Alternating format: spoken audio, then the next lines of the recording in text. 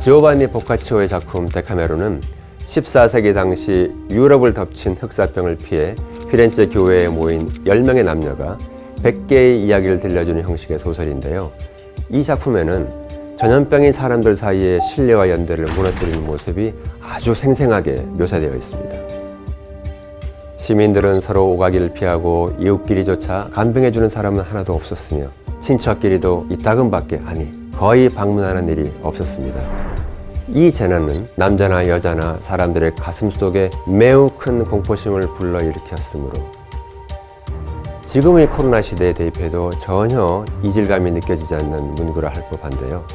사람을 차별하지 않는 바이러스가 오랜 과거부터 지금에 이르기까지 우리 인류에 지속적으로 치명상을 안기고 있다는 것을 이 소설은 아주 잘 보여주고 있습니다. 이처럼 바이러스는 시간에 구애받지 않고 인간의 차별을 두지도 않지만 바이러스가 사회에 미치는 영향은 결코 공평하지가 않습니다.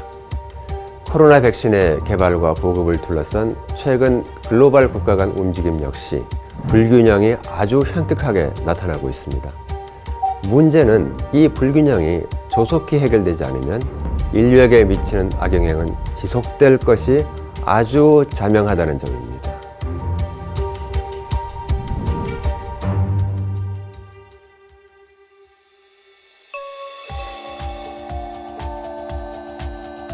현 코로나 시대의 탈출구로 여겨지는 백신과 관련해서 최근 글로벌 차원의 불균형 배분은 아주 심각한 문제입니다. 2월 말 기준 주요국의 상황을 살펴보면 캐나다와 영국이 전체 인구 대비 3배가량의 백신을 확보했고 우리나라와 미국, EU, 일본 등도 국민 전체가 최소한 한 번 이상 접종할 수 있는 물량을 이미 확보를 했습니다. 반면에 사하라 이남의 아프리카 국가와 동남아시아, 중앙아시아 국가 대부분은 제약사와의 직접 계약을 통해 확보한 물량이 전혀 없는 형편입니다. 다만 세계보건기구의 백신 공급기구인 코백스 퍼실리티 프로그램을 통해 소량의 물량만 공급받고 있는 그런 실정입니다. 백신의 보급과 관련해 자국민의 이해만을 우선적으로 관철시키려는 백신 민족주의가 아주 팽배한 셈입니다. 공동체 대다수가 면역력을 획득해 일상으로 복귀가 가능한 시기, 즉 집단 면역 단계에 도달하기 위해선 전 세계 인구의 과반 이상이 백신을 맞아야 합니다. 현재의 접종 속도로 볼 때 이 시기 역시 국가별로 상이합니다. 뉴욕타임즈의 추산에 따르면 같은 유럽 내에서도 영국이 3개월 내에 과반 인구의 접종이 이루어질 것으로 보이는 데 반해서 포르투갈과 아일랜드는 11개월, 프랑스는 13개월 등이 소요될 전망입니다.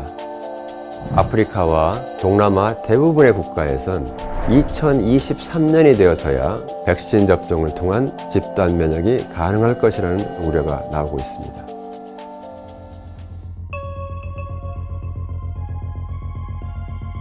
문제는 백신을 둘러싼 이 같은 보급의 불균형, 시기의 불일치가 전 세계에 미칠 파장입니다. 21세기의 국가 간 네트워크 규모는 과거와 비교할 수 없을 만큼 크고 복잡합니다. 설사 한 국가가 집단 면역을 달성했다 하더라도 다른 국가의 백신 접종이 늦어지면 백신은 쉽게 변이되어 국경을 넘어간 변이 바이러스가 어렵게 쌓은 면역의 벽을 순식간에 무너뜨릴 수 있습니다.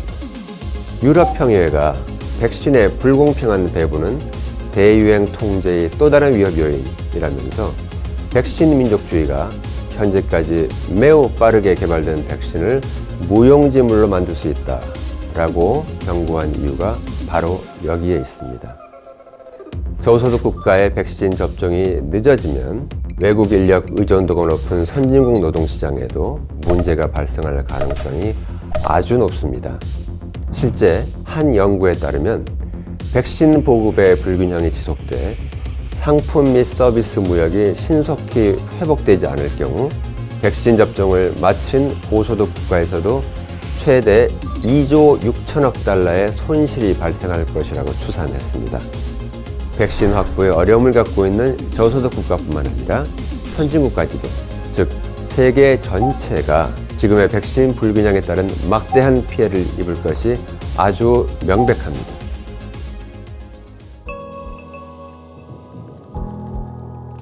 If anything kills over 10 million people in the next few decades, it's most likely to be a highly infectious virus rather than a war.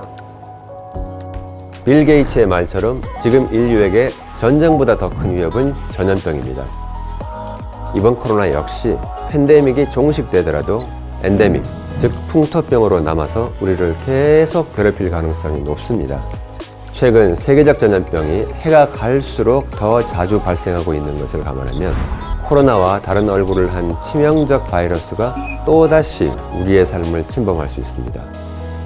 지금처럼 글로벌 거버넌스 없이 각 나라들이 백신과 치료제를 개발하는 제약사들과 독자적인 계약을 맺고 경쟁적으로 물량을 확보하려는 이런 행태로는 바이러스 대응에 명백한 한계가 있습니다.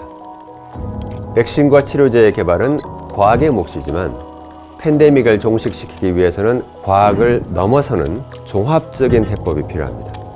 결국 몇 년마다 우리를 찾아올 전염병에 맞서서 전 세계가 어떻게 올바른 거버넌스를 확립할 것이냐, 이것이 매우 중요합니다. 백신 거버넌스의 확립과 관련해서는 우선 세계보건기구가 주도하는 코백스 퍼실리티의 규모를 키워서 저소득 국가의 백신 접근성을 획기적으로 높이는데 전 세계가 적극 협력할 필요가 있습니다. 더 나아가 개발된 백신에 관한 지식재산권 적용을 한시적으로 유예해서 팬데믹이 엄습했을 때 전 세계가 동시다발적으로 백신 생산이 가능할 수 있도록 유인 체계를 구축해야 합니다. 백신의 보관이나 유통 설비 지원, 백신 적용 주사기, 용기, 관련 인력 등 보건 인프라의 구축도 시급히 해결해야 할 과제입니다.